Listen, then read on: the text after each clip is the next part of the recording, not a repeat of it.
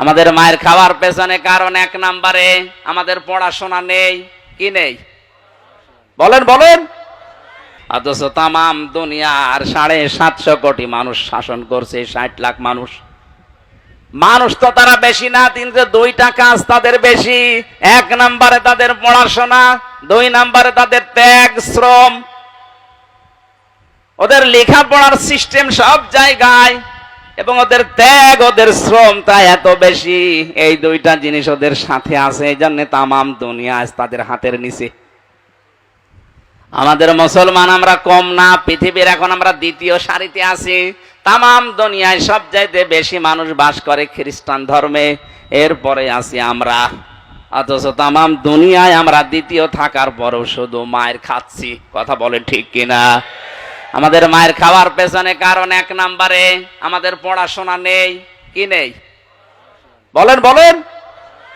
কোরআনের প্রথম শব্দ নামাজ পড়ো, রোজা রাখো, হজ করো, যাকাত দাও না। আগে প্রথম শব্দ আল্লাহ বলেছেন ইকরা, পড়ো।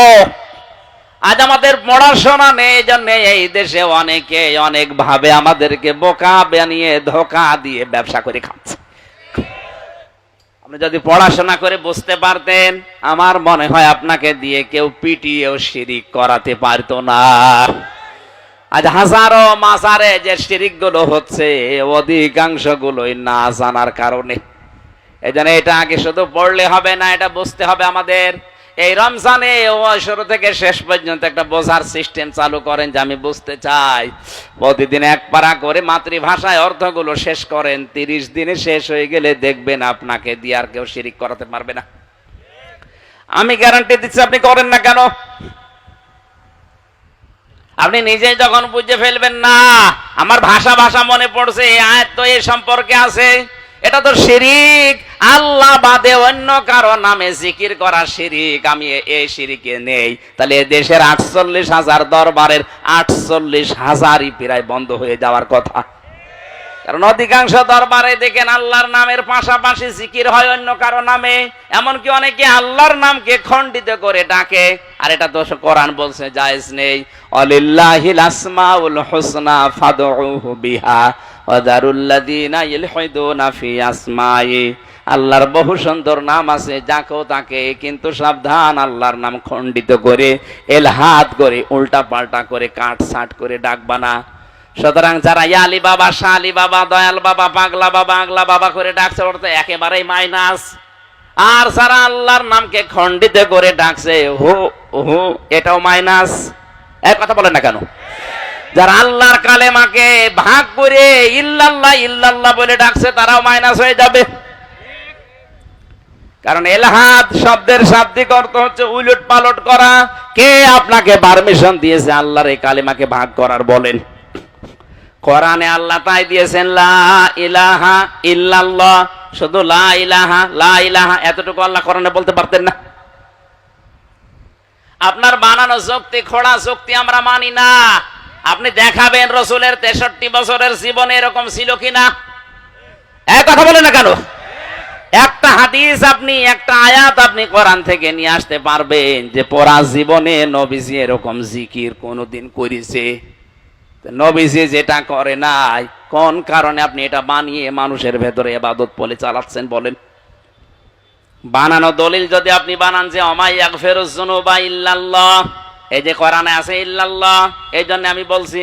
আরে বেটা, এটা ইস্তেফহাম, এটা প্রশ্নবোধক চিহ্ন, ইন্টারোগেটিভ সেন্টেন্স। এটা আল্লাহ পাক বলতে চাচ্ছেন সূরা আলে ইমরানের আয়াতে যে ওমাই ইয়াগফিরুয যুনুবা ইল্লাল্লাহ, আমি আল্লাহ বাদে গুনাহ মাফ করার কেউ আছে কি? আরে ভাই, এটা প্রশ্ন করছে আল্লাহ, কেউ কি আছে আমি আল্লাহ বাদে গুনাহ মাফ করার?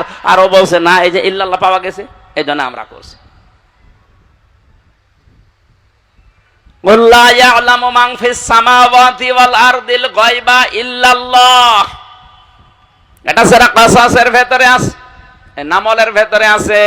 20 নাম্বার পারার 1ম নাম্বার পৃষ্ঠা 13 নাম্বার লাইনে আছে।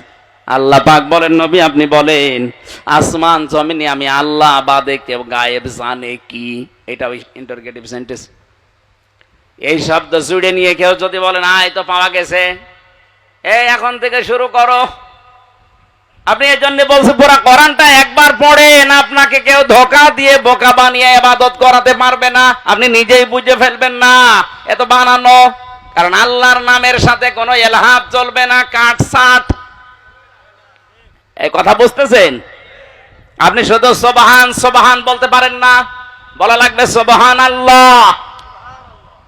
শুধু আলহামদ আলহামদ বলতে পারবেন না, যদি জিকির করতে চান বলা লাগবে আলহামদুলিল্লাহ।